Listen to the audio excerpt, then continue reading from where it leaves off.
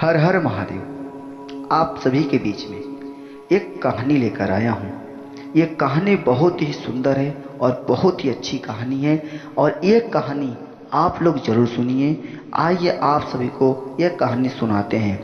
कहानी का नाम है काम बदलने पर काम का महत्व समझे देवदूत। तो आइए इस कहानी को सुनते हैं।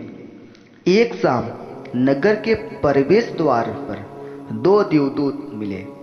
परस्पर अभिवादन के बाद उनमें वार्तालाप का सिलसिला चल पड़ा। एक ने पूछा, आजकल तुम्हारे जिम्मे कौन सा कार्य है? दूसरे ने उत्तर दिया, मुझे एक महापतित मनुष्य का अभिभावक नियुक्त किया गया है। वह उस घाटी में रहता है और बड़ा ही दुराचारी है। यह कार्य अत्यंत कठिन है और मुझे इसे करने में घोर परिश्रम करना पड़ता है। पहला बोला, यह तो साधारण सा काम है। मेरा कई पापी लोगों से पाला पड़ चुका है, किंतु इस बार मुझे एक धर्मात्मा की देख रेख का काम दिया गया है, जो अत्यंत कठिन और सावधानी का है।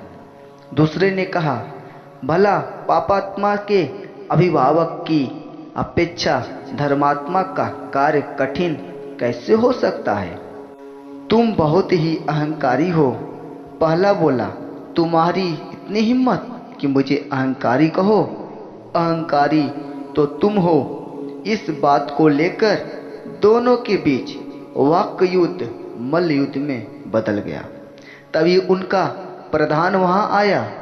उसने दोनों को रोककर लड़ने का कारण पूछा तो उन्होंने अपने अपने काम का महत्व प्रमाणित करना शुरू कर दिया। तब प्रधान ने कहा, मैं यह कहना नहीं चाहता कि तुम दोनों में से कौन अधिक प्रशंसा का पात्र है, किंतु चूंकि तुम दोनों एक दूसरे के कार्य को सरल कह रहे हो तो परस्पर कार्य बदल लो। जब दोनों ने परस्पर कार्य बदले तो दोनों को एक दूसरे के कार्यों की महत्ता का भान हुआ और दोनों के बीच श्रेष्ठता का विवाद शांत हो गया। दोस्तों, यह है कहानी।